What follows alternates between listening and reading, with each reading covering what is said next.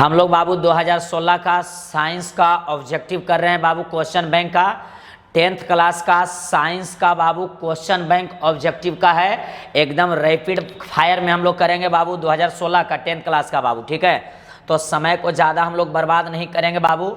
2016 का साइंस का ऑब्जेक्टिव करेंगे हम लोग रैपिड फायर में 10th क्लास का बाबू क्वेश्चन बैंक का। तो ज़रा ध्यान दीजिएगा, ज़्यादा समय को बर्बाद नहीं करेंगे। क्वेश्चन नंबर 1 पढ़िएगा, ये देखिए 2-3 बार क्वेश्चन आ चुका है बाबू, एकदम रैपिड फायर में करेंगे, ज़रा ध्यान दीजिएगा रैपिड फायर में बाबू। क्वेश्चन है देखिए विद्युत फ्यूज, क्वेश्चन है विद्युत फ्यूज विद्युत धारा के किस सिद्धांत पे कार्य करता है। जो विद्युत फ्यूज है बाबू विद्युत धारा के किस सिद्धांत पे कार्य करता है, तो ये आपको पता होना चाहिए।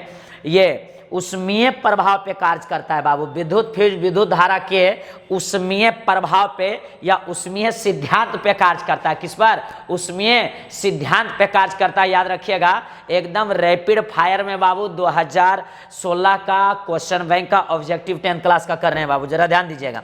ठीक है, क्वेश्चन नंबर 2 में आ जाइए बाबू। कह रहा है किसी कुंडली का प्रतिरोध ज्ञात करने का सूत्र है। किसी कुंडली का प्रतिरोध ज्ञात करने का सूत्र क्या है बाबू? तो देखिए V बराबर आई आर होता है ओम का नियम। क्या हम बोले? V बराबर आई आर जो है ओम का नियम होता है। तो यहाँ से बाबू R अगर हम लोग निकालते हैं तो ये V बटा आई हो जाएगा, और इस तरफ देखिए R है बाबू। ठीक है, R बराबर V बटा क्या हो गया? आई बाबू। R बराबर V बटा आई जो है बी नंबर इसका बिल्कुल करेक्ट आंसर है बाबू। 2 का बी जो है बिल्कुल करेक्ट आंसर है, जरा ध्यान दीजिएगा।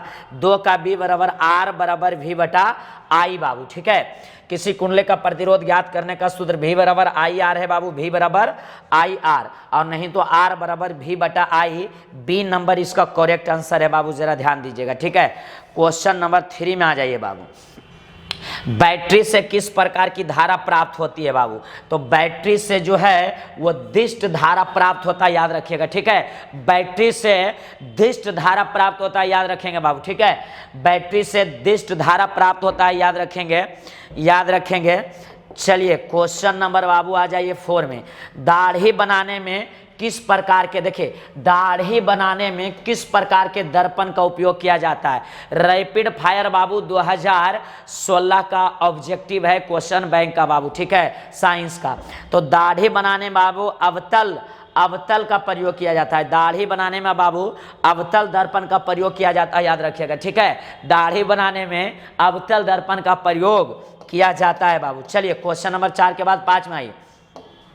विभवांतर का एसआई मात्रक क्या होता है बाबू? देखिए विभवांतर का एसआई मात्रक क्या होता है? तो विभवांतर का एसआई मात्रक बाबू देखिए, विभवांतर का एसआई मात्रक, तो विभवांतर का एसआई मात्रक होता है बाबू, विभवांतर का एसआई मात्रक कहाँ गया? बोल्ट होता है बाबू विभवांतर। तो देखिए विभव रहे बाबू या विभवांतर रहे। ठीक है, विभव रहे या विभवांतर दोनों का एसआई मात्रक बाबू बोल्ट होता है, याद रखिएगा। ठीक है, बोल्ट क्या होता है?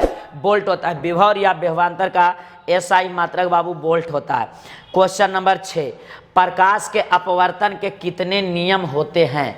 प्रकाश के अपवर्तन के कितने नियम होते हैं? तो प्रकाश के प्रवर्तन या अपवर्तन के 2 नियम होता है, याद रखिएगा बाबू। ठीक है, प्रकाश के प्रवर्तन या अपवर्तन का 2 नियम होता है, याद रखिएगा। कितना नियम बाबू? 2 नियम होता है। क्वेश्चन नंबर 6 में आइए।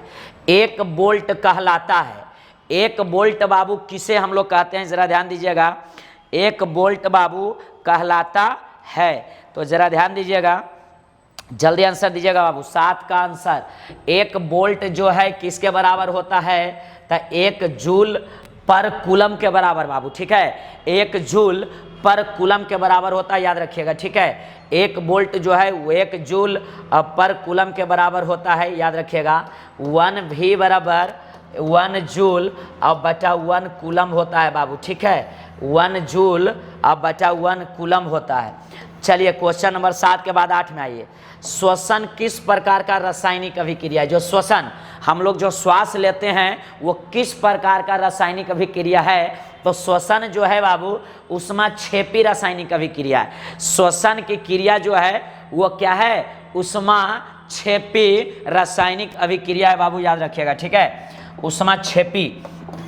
चलिए क्वेश्चन नंबर 9 में आइए बाबू, कौन विद्युत का सर्वोत्तम चालक है?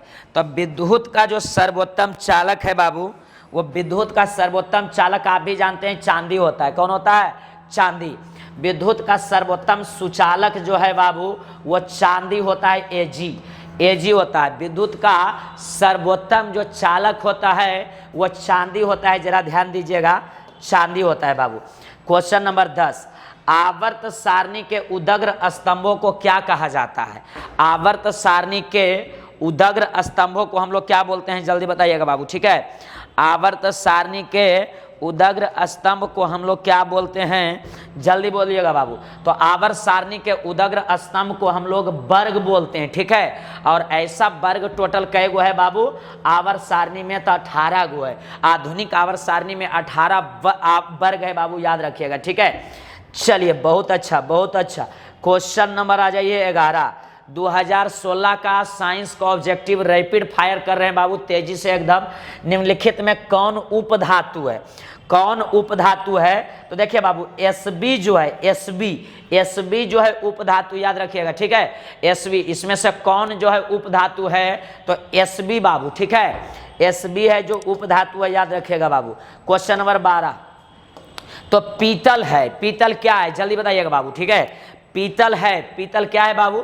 तो पीतल जो है बाबू वो मिश्र धातु है, याद रखिएगा, ठीक है, मिश्र धातु है। पीतल जो है वो क्या चीज है? मिश्र धातु है। क्या चीज है? मिश्र धातु, याद रखेंगे बाबू, क्या है? मिश्र धातु है। चलिए हो गया, रैपिड फायर 2016 चल रहा है, साइंस का ऑब्जेक्टिव। अम्लीय विलयन का पीएच मान होता है, अम्लीय विलयन का पीएच मान कितना होता है? जल्दी बताइएगा बाबू, ठीक है। अम्लीय विलयन का पीएच मान कितना होता है? तो 7 से कम होता है, 7 से कम होता है, ठीक है बाबू। अम्लीय विलयन का जो पीएच मान होता है वो 7 से कम होता है, याद रखेंगे। रैपिड फायर में एकदम बाबू सरलतम हाइड्रोकार्बन है, सरलतम हाइड्रोकार्बन है बाबू। तो सरलतम हाइड्रोकार्बन है जो मीथेन होता है, CH4, याद रखिएगा, ठीक है। सरलतम हाइड्रोकार्बन कौन है? मीथेन है। गर्दा उड़ा दीजिए एकदम। 2016 का रैपिड फायर ऑब्जेक्टिव चल रहा है साइंस का बाबू, जरा ध्यान दीजिएगा। कूटपाद किसमें पाया जाता है? तो कूटपाद जो है बाबू अमीबा में पाया जाता है, ठीक है। कूटपाद किसमें? क्वेश्चन आएगा तो बता दीजिएगा, कूटपाद किसमें पाया जाता है? तो अमीबा में पाया जाता है, याद रखिएगा, ठीक है। कूटपाद जो है बाबू अमीबा में पाया जाता है। चलिए क्वेश्चन नंबर अगला, जो लाइक नहीं किए हैं लाइक कर दीजिए, जो चैनल को सब्सक्राइब नहीं किए हैं जरूर सब्सक्राइब कर दीजिए और गर्दा उड़ा दीजिए एकदम, और मन लगा के एकदम पढ़िए आप लोग, ठीक है बाबू। पुष्पी पौधों में लैंगिक जनन होता है, पुष्पी पौधों में लैंगिक जनन किसके द्वारा होता है? तो फूलों द्वारा, पुष्प द्वारा, फूलों द्वारा बाबू, याद रखिएगा, ठीक है, फूलों द्वारा होता है, फूलों द्वारा, याद रखिएगा। पुष्पी पौधों में लैंगिक जनन जो होता है वो फूलों के द्वारा होता है। चलिए क्वेश्चन नंबर 17, निम्न में कौन उत्सर्जी अंग है? निम्न में कौन जो है वो उत्सर्जी अंग है बाबू? तो ये देखिए ब्रिक जो है उत्सर्जी अंग होता है, ठीक है। ब्रिक को हम लोग किडनी भी बोलते हैं, क्या बोलते हैं? किडनी भी, याद रखिएगा। ब्रिक जो है बाबू हम लोग का उत्सर्जी अंग है, याद रखिएगा। रैपिड फायर जो है 2016 का ऑब्जेक्टिव क्वेश्चन बैंक चल रहा है। शुक्राणु बनता है बाबू, शुक्राणु वृषण में बनता है या मूत्राशय में बनता है या गर्भाशय में या अंडाशय में बाबू? तो शुक्राणु जो है वो लड़का में, नर में पाया जाता है और वो वृषण में बनता है। किसमें बाबू? वृषण में, याद रखिएगा, किसमें? वृषण में बनता है, वृषण में। चलिए क्वेश्चन नंबर 18 के बाद 19 में बाबू, निम्न में कौन प्राकृतिक संसाधन नहीं है? कौन जो है प्राकृतिक संसाधन नहीं है? तो हवा भी है बाबू, मृदा भी है, जल भी है। ये देखिए आंसर होगा, ये जीवधारी जो है वो क्या है, प्राकृतिक संसाधन नहीं है। जीवधारी, जीवधारी मतलब हम लोग हो गए बाबू, ठीक है, हम लोग जो हैं प्राकृतिक संसाधन नहीं है। चलिए बहुत अच्छा। क्वेश्चन नंबर लास्ट बाबू, इंसुलिन की कमी से होता है, तो शुगर की बीमारी होता है, मधुमेह, याद रखिएगा। इंसुलिन की कमी से बहुत इंपॉर्टेंट क्वेश्चन है बाबू, ठीक है, मधुमेह की बीमारी होता है, इंसुलिन की कमी से मधुमेह होता है बाबू। इस तरह से 2016 का रैपिड फायर में साइंस का ऑब्जेक्टिव खत्म हो गया। 2016 रैपिड फायर साइंस का 10th क्लास का ऑब्जेक्टिव खत्म हो गया बाबू। और आप जो भी स्टूडेंट इससे पहले का वीडियो नहीं देखें, देखिए ये ईयर बाय ईयर है, 2011 से स्टार्ट है बाबू और रेगुलर है। जो स्टूडेंट पिछला वीडियो नहीं देखे हैं सब प्लेलिस्ट में डाला हुआ है, जरूर से जरूर आप लोग देखिए और दोस्त को शेयर भी कीजिए बाबू, ठीक है। जो लाइक नहीं किए हैं जरूर लाइक कर दीजिए। तो आपका सेवा का हम समापन करते हैं। जय हिंद, जय भारत, वंदे मातरम, वंदे मातरम।